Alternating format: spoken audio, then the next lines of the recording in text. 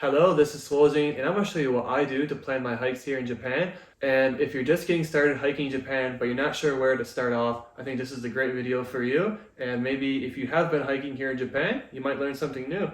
Step one is deciding where do you want to go. I can't tell you where you want to go, but I think starting local is a great way to get your foot in the water. Also, maybe joining some friends.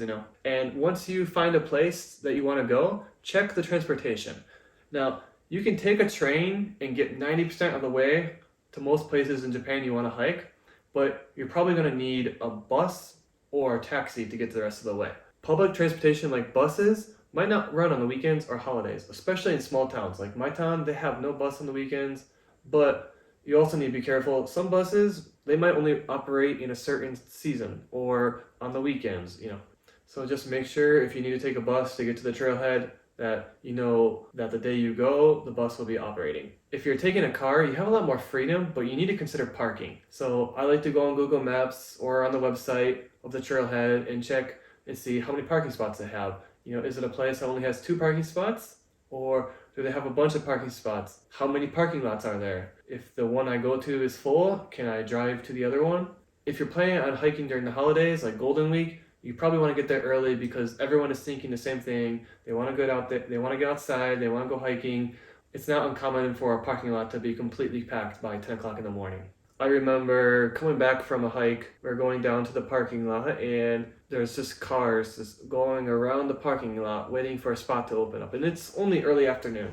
So that's something you need to be aware of. And if you think getting to this place is too difficult, there's not enough convenient bus times, or you don't have a car, then go back to step one. The third thing I like to do is check the trail conditions. Now, if you're planning this a couple months ahead, you can still check the trail conditions and whatnot, but you want to do this like a week before. So if there's any kind of storms or anything, maybe it knocks some trees down or there's a landslide, you want to know this before you're getting there and you realize that you can't actually do the hike. So how do you check trail conditions? You can use the official website of the trail if they have one and see if they keep updates. You can also use a website like Yamap, Yamareko, Yamake. These are websites where people who've hiked the trail recently will usually write a report and describe the trail conditions. These are usually in Japanese, but if you don't want to do that, I believe there's a Facebook group called Hiking, Climbing, and Camping in Japan, and you can try asking on there if someone's been on the trail and what the conditions are. The fourth thing I like to do are get maps.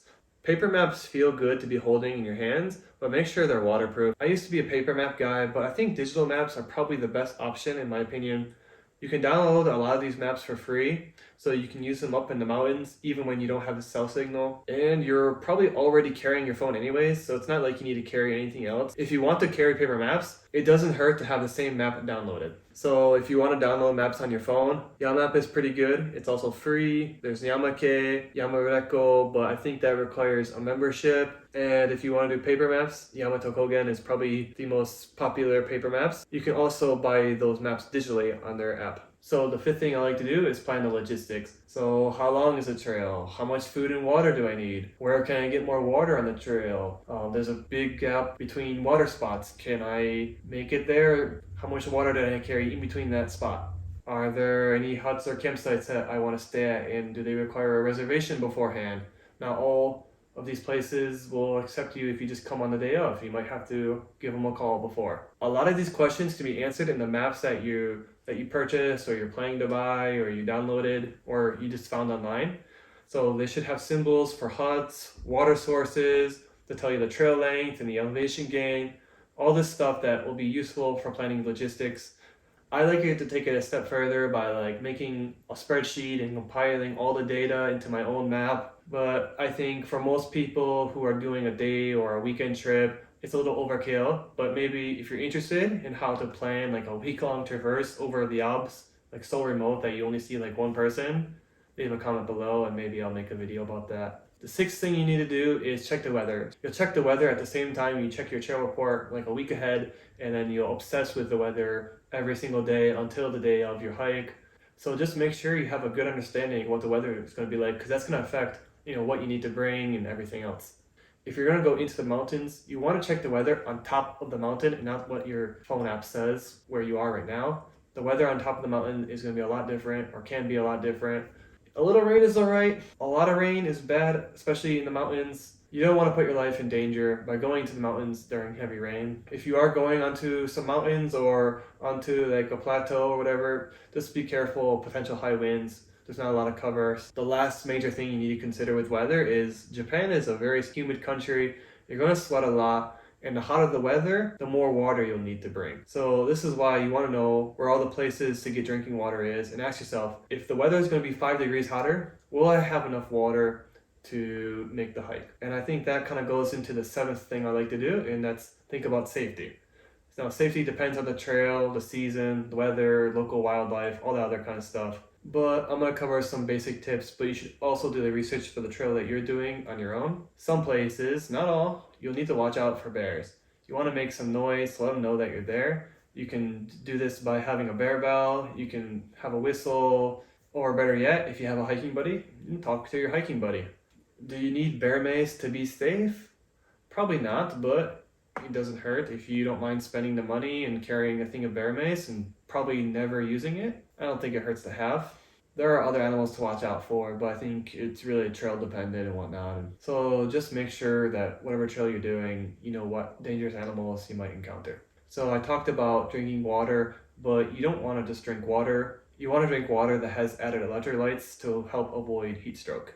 Most trailheads will have a place to put a piece of paper, usually called like Tozan Todoke, Tozan Kikakusho, or Tozansha Todoke.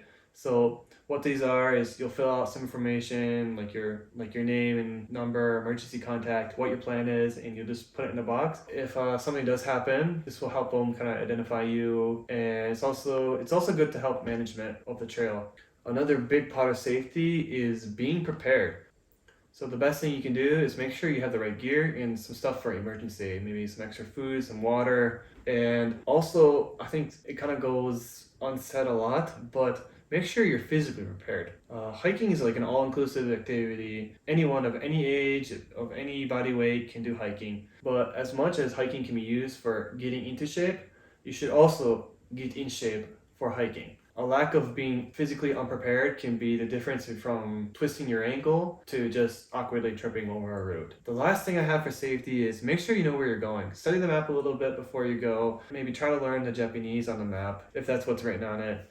Take some notes of what this place is called. And if you get to a point on your hike where you're not sure where you are or you're not sure what turn to take and you think you're lost, stop, check your map. The 8th thing you can do, which I don't really do, but I probably should, is get hiking insurance. Do you need it? Probably not, but it's good to have. You can buy a Yamap for like 500 yen, and it covers a wide range of things, and it's good for a couple days. If you want to get like a year of coverage, I've seen it as cheap as like 2,000 to 2,500 yen, and somewhere as expensive as 9,000 yen. But the average helicopter rescue cost in Japan is like 450,000 yen or like 4,000 US dollars. So that beats paying for the rescue costs. And the last thing you should do when planning your hike here in Japan is tell someone. Give them the plan.